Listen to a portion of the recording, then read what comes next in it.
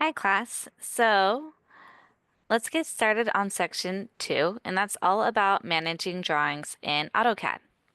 So I'm going to just kind of flip through this workbook, and here it will be an overview about managing drawings and what we're going to be going over in this section.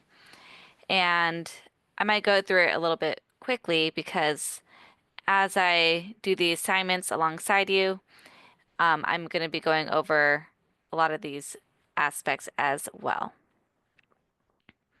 All right, so we're going to be talking about layers, properties, annotations, blocks, paper space slash layout and printing, and template files. Okay, so what are layers? Layers organize objects in a drawing. So with layers, you can associate objects by their function or location or type, display or hide all related objects in a single operation, and you can apply different properties such as line type, color, etc. So layers panel can be found on the Home tab, and if you click on this layers property, then it's going to open up a new window and you will have the layer properties over there. And this is a drop down. So this is displaying the current layer. And then if you drop it down, it will show all the available layers to choose from. So layer 0, that is the default base layer. It cannot be renamed or deleted. And it is good practice to create multiple layers before you begin drawing. Objects can be moved from one layer to another by selecting the object and then selecting the new layer from the drop down. And if you hover over an object with your cursor, it will display a tooltip, and that tooltip will show some of the object's properties. So here I can see the layer is geometry. All right, and so the layers property manager is used to add new layers, delete layers, change layer properties, and change the settings. And so we will go over this in detail when I have AutoCAD open and we're going through the layers assignment. All right, and then these are some of the line types that you can find, and this is how to make a couple of the special characters. All right, and so with properties, you can assign properties such as color and line type to individual objects, or you can assign them to the layers. So I recommend assigning them to the layers, but sometimes you want to change just this one thing, and so you can change those properties in the properties palette. So the properties palette is an essential tool. You can open it with properties command, or you can just do PR.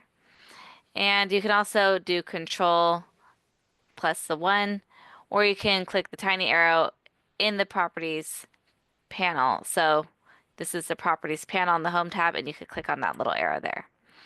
In the properties palette, you can verify and change property settings for your selected objects. And so a fast way to copy or match properties from one object to another is to use this match properties tool. All right, and annotations. So what are annotations? They are notes, labels, dimensions, bubbles. They are explanatory objects that add information to a drawing.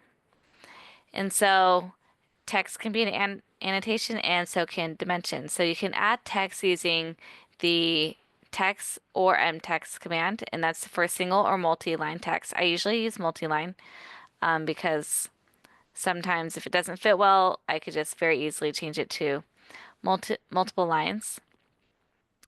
And dimensions can be used using the dim command. So you could just type in DIM or you can type in the whole word dimension.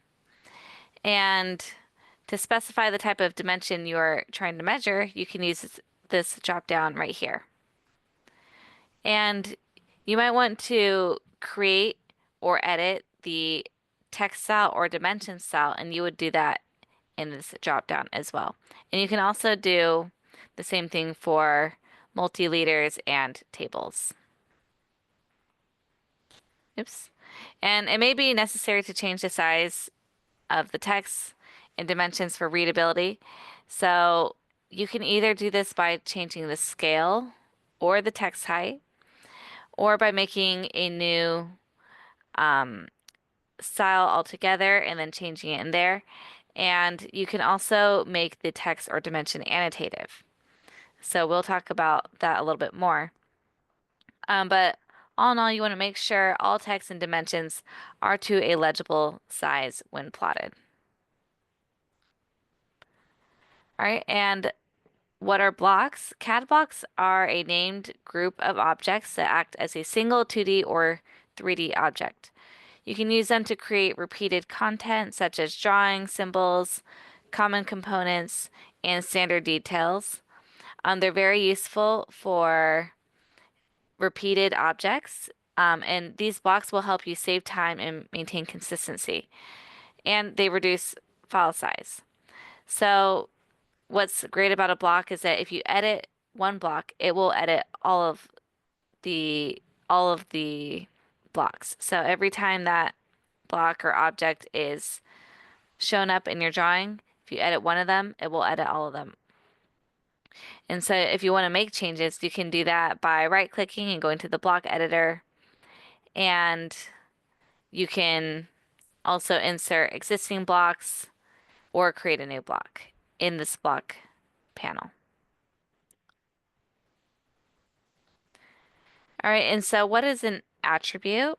An attribute is a text that can be attached to a block. So if this is a block right here, to convey more information than just the geometry on its own can convey. So you can automate the textual data in your drawings by adding fields to any type of text, including single or multi-line text.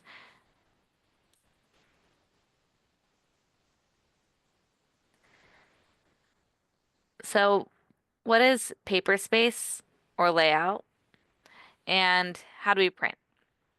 So we've been working in model space so far. So model space is used to create the drawings, and paper space is used to prepare your drawings for plotting or printing. So paper space can be accessed through the layout tab. And here you can set up different layouts with title blocks and notes. On each layout, you can create viewports that display different views of model space. In the layout viewport, you can scale. So you want to always draw to your actual scale in model space. And then, so if you have a house that's 100 feet in length, you can't put that on a piece of paper, but you can scale your viewport so that that whole house will fit on your piece of paper. All right, and then when you go to print or plot, you need to set up your page. So the settings for each of the layouts can be found in the page setup manager. And so in here, you would change things like the paper size. You can name the printer or the plotter. You can change the plot style. And very important, you can preview. You can also preview by just typing in the word preview once you're in the layout tab. All right. Okay, so I talked about this a little bit. So you can print by using the plot or print command, or you can use a bunch of different ways.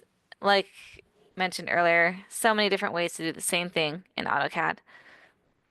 And then you can either plot a single page or you can do a batch plot. So if you do a batch plot, make sure if you want to plot all your sheets into a single PDF file that you do publish to PDF.